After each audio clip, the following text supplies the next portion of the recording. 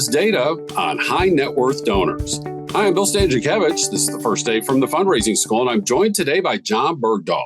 Jon is a longtime veteran member of our research team at the Indiana University Lilly Family School of Philanthropy, where he oversees data and research partnerships. And Jon, great to have you back with us on the Fundraising Schools podcast.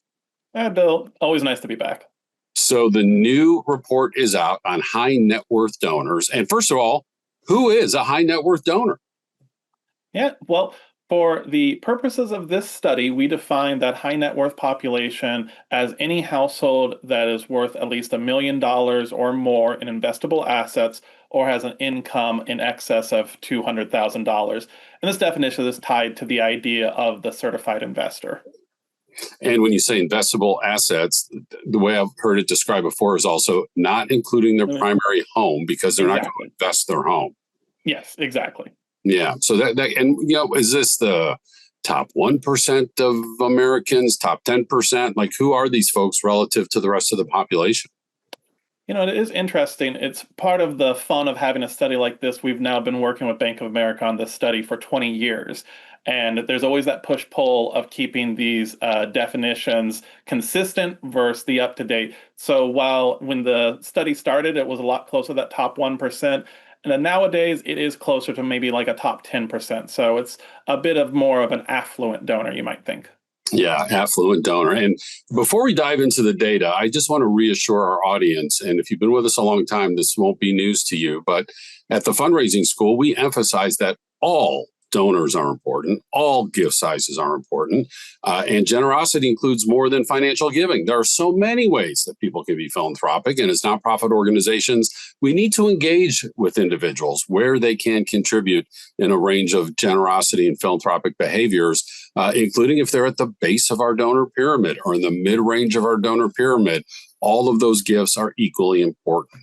Today, we just happen to be talking about high net worth donors. And Jon, what do some of the latest data say about their charitable giving behaviors? Well, you know, it's interesting that you brought up sort of the more typical or median household donor, because I would say maybe our most important finding is that the long-running trend that we've seen in those more general population households of donors down, dollars up, that trend now appears to be happening with our affluent population as well, where we've now had a couple years running of a slow decline of the percentage of that population that is giving to charity, though the overall dollars that they are giving are staying the same or going up. Jon, I just have to unpack that a little bit. When we say donors down, is that annually? Because I also know there are some studies that show, you know, if household giving is 50% in a giving year, if we stretch that out over to 3 years, it goes up to near 90%. So are we talking on an annual basis or ever? We are talking annual for the purposes of these surveys. Though I will say I've not seen any research that suggests that longer term, 3-year windows or 5-year windows have shown an especially different pattern, but the numbers would shift a little bit because, as you say, there are certainly households that are regular participants in charity, but maybe on a biannual basis or what have you. Yeah, well, I'll refer our audience to a podcast we do with Mark Otoni Wilhelm, who does explain those, kind of multi-year type of surveys that do show higher percentages. And what's happening there. Sometimes people are bunching to save their charitable dollars to, have more than the now higher standard deduction. Maybe they're paying off multi-year pledges. There could be all sorts of reasons for that to be. But as we see with, an instant turnaround after a hurricane or the death of Damar Hamlin, there's plenty of generosity for folks to be able to tap into, including with these high net worth donors. So with the charitable giving, Jon, that is happening, what does this latest study tell us? Well, one thing that we are seeing is that these affluent households are really using a variety of means to try to express those underlying philanthropic priorities. So we aren't just seeing them pursuing giving. We also see, we've seen a long-term trend of what we call conscious consumerism, aligning your purchasing decisions with your values. We've also seen volunteering go back up after it sort of plummeted reasonably so during the pandemic. But as far as the actual giving goes, in the last few years, we have seen things be fairly steady among this population, at least in terms of those who are donating. Religion and education continue to be really large, really the primary drivers, along with things like human service organizations. Not too different from what we see in just the overall Giving USA picture, for that matter. And John, what about some of those other behaviors? I know past studies have shown that this is a group that tends to volunteer at a higher percentage. And we know that when people volunteer, they are more likely to donate and donate at higher levels. What does this year's report show us? A little bit as far as that connection between volunteering and giving, that remains as strong as ever, where those who volunteer are likelier to give and likelier to give a lot more than those who don't volunteer. As far as just that baseline level, we are sort of at a midpoint where we are now well above where things kind of bottomed out in 2020. We're at 43% of these households reporting volunteering in the past year. That had reached a low of 30% in 2020. We are not quite yet back to where things stood pre-pandemic, which was a little bit closer to 50%. And so we will see as time goes on whether this is part of a long-running recovery and we will get back to those values, or if this is closer to a new normal. Time will tell. John, what about geographically? Are these folks more or less likely to donate nationally and internationally? Or like we've seen some other demographics, is most of the giving happening close to home? It's interesting. The pandemic really focused our thoughts there on the geographic location of giving. And it was something we really started investigating a lot more following that. And what we have seen is that these affluent donors are highly focused on their local communities. Among donors, over 70% of donors report making gifts to contribute to their local community. And that's in contrast to 32% at a national level and 13% at an international level. So there is overlap there too, of course, because donors can contribute both locally and internationally. But so we do see a much stronger focus on community-driven things. Research from our colleague, Dr. Trish Snell-Herzog, shows that almost half of all charitable giving is impulsive. I think it's about 45%. Just kind of make a decision right away. I give because a friend asks me, or maybe I'm stopped on the street, such a thing. I would think if somebody is a higher net worth person, they might be a little more intentional than that more often than not. What do these data show us? Yeah, so when we look at motivation, that spontaneity is really important, though there is a little bit of a difference in spontaneity between being asked and the need itself being spontaneous. And we do see that, those are close together. We have relatively similar, about 85% say they sometimes or always donate for either of those sorts of motivations. So that does drive quite a few donations. It would be interesting to sort of like slice down gift by gift, though we don't have that information, as I have to imagine that those more impulsive gifts are probably on the lower end of dollar amounts, though certainly in aggregate, they move the needle. Beyond that, the real things that these affluent donors have consistently sort of talked about and reported as important is this concept of impact, whether their gift can make a difference, and overarching the importance of being able to measure impact or have the knowledge that your gift is having an impact. There's both a desire and a hunger out there for those things. John, throughout the history of American philanthropy and in other countries as well, sometimes high net worth donors establish their own private foundations, family foundations.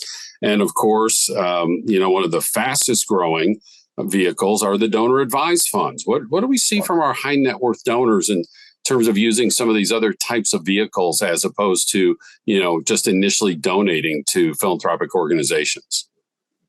Well, we have seen an increase over time of those who are using any form of vehicle. So when we sort of pull together those different sorts of vehicles that these affluent donors might be using, that's increased from around, I believe, around 12% in the earlier surveys, and now is reaching, 17, 19%. So it is a little, it is a fairly substantial increase there of people reporting, and this includes things like a private foundation or a donor advised fund. We're also including in that things like a giving circle or a qualified charitable distribution from your IRA, things that sort of fall under that category of vehicle or planned gift. And we have seen that low burn increase of that. And that very much includes donor advised funds, though we are still only seeing about 5% of this population report using a donor advised fund, though, that is fairly substantial when you think about this being almost 10% of the US population. Yeah, absolutely. And you mentioned planned giving. Do we look at that separately in this study or not? And the reason I ask is right now at the fundraising school, our planned giving courses and our new certificate in planned gift management are just filling up significantly. A lot of interest in planned giving right now. Does this study look at that aspect of charitable giving distinctly? This year's report did not drill down into too many specifics. We include just an overarching question of whether or not their giving involves a planned giving instrument. But in this year's edition, we did not ask follow-up questions about that planned giving. And one of the nice things about this survey and having it be regular like this is we have some core questions, but then we can also revisit each year and sort of look into more specific things, into newer things. And that's a good one to keep in mind for, our 2026 or 2027. And what the data do inform are 5 different philanthropic identities. You've been able to kind of categorize these donors into either steadfast supporters, devout donors, entrepreneurs, change makers, or philanthropic experts. I wonder how I become a philanthropic expert as a high net worth donor. What are we trying to accomplish with these identities? And, without going into great detail on all 5, just the kind of sense of what's happening here that, fundraisers can then utilize for their fundraising planning as they're meeting with these donors. Sure. So for this year's report, we wanted to do something a little bit different. In part because if you can't tell, a lot of the findings were a little bit business as usual from 2022. And we're like, well, we need something spicy in this. And so we sort of decided on developing these profiles. And the way we went about was to both a matter of what's in the research, what's in the literature, what some practitioners said, as well as just what the data sort of showed us when slicing by specific things, where donors might clump together along certain characteristics, or if certain particular characteristics might speak to a specific sort of behavior that's sort of nested. And so, we took these 5, and they're not, they aren't necessarily representative of every donor type. We certainly could have gone into, figured out 5 more, 10 more, 20 more. But we wanted to sort of run the gamut a little bit in terms of up and down the scale here from non-donor to, the steadfast donor and the devout donor, things like that, and sort of slice and see what pops when we look at these individuals in terms both of demographics and things like that, but also in terms of where their giving is going, how much they are giving, those sorts of things. And so we can look at those 5 categories. And of course, every individual is different. We need to treat everybody with their distinct personalities and philanthropic values and motivations. But perhaps these 5 categories can just help me get a starting point as I'm thinking about different people in my donor database. Jon, where can I obtain this free research? Yeah, well, beyond just, the ever-friendly, ever-present Googling for it, the Bank of America, will host it themselves. And, if we look at the latest research page at the Lilly School, we should have, ready links to that report there as well. So one easy way for our audience to get there is to use this URL address, go.iu.edu/TFRS.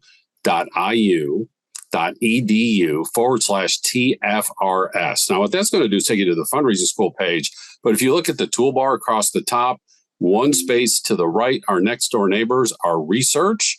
And that is because the research informs our curriculum at the fundraising school. And a big reason why is Jon Bergdoll. And Jon, thanks so much for being with us on the Fundraising Schools podcast. Thanks for having me, Bill.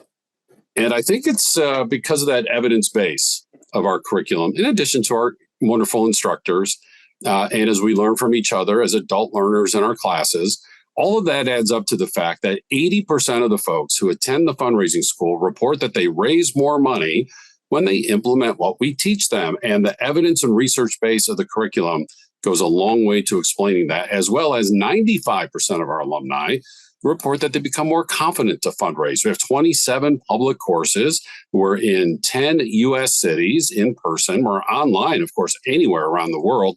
We also have custom training. We can design coursework just for you, your nonprofit, your association, your geography, your subsector, et cetera. We have quarterly webinars and these weekly podcasts. And of course, our textbook, Achieving Excellence in Fundraising, is now out in the book's 5th edition. Again, that web address, go.iu.edu/TFRS. I'm grateful for our producers today, Jennifer Boffman, CFRM, and the Emmy Award winner, Mike Anthony. I'm Bill Stanczykiewicz. Now you are now more fully informed on this first day from the fundraising school.